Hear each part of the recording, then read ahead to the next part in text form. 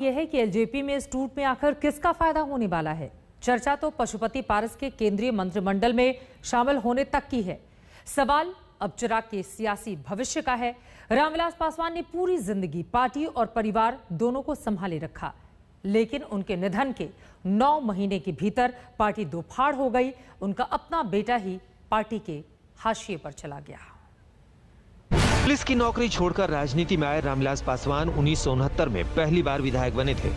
इसके बाद उन्होंने पीछे मुड़कर नहीं देखा। 5 दशक की राजनीति के साक्षी रहे रामविलास पासवान लगातार 50 साल तक या तो विधायक रहे या फिर सांसद।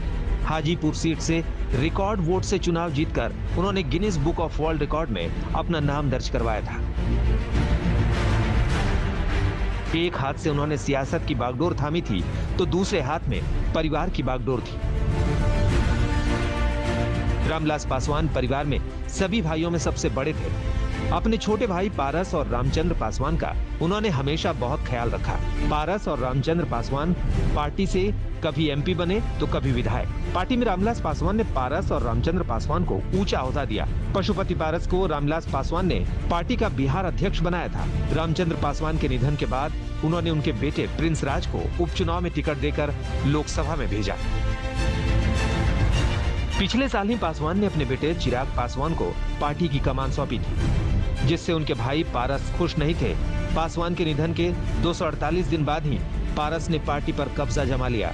उनके खेमे की दलील ये है कि उन्होंने पार्टी बचाई है। चिराग को नए नेतृत्व में ट्रेनिंग की नसीहत दी जा रही है। अब 5 एमपी एक साथ हैं। हम लोग चाहेंगे कि चिराग जी भी हम लोग के साथ आ जाएं। एक चेंज ऑफ लीडरशिप, महज एक चेंज ऑफ लीडरशिप हो जिसको चिराग जी भी एक्सेप्ट करें। हम लोग सब एकजुट होकर के एलजेपी में रहें। मतलब चिराग के अंदर काम नहीं करना है।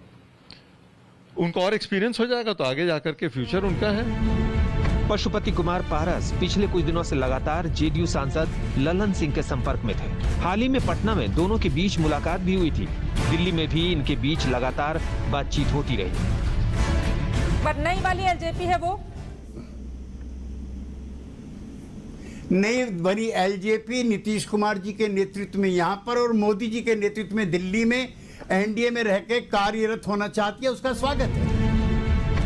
बड़े अरमानों से रामविलास पासवान ने अपने घर के चिराग को पार्टी की कमान सौंपी थी, लेकिन चिराग के फैसले गलत होते गए। विधानसभा चुनाव में उनकी पार्टी 143 सीटों पर चुनाव लड़ी, लेकिन जीती सिर्फ 1 सीट। वो इकलौता विधायक भी जेडीयू में चला गया। असंतोष बढ़ता गया, पार्टी टूट गई।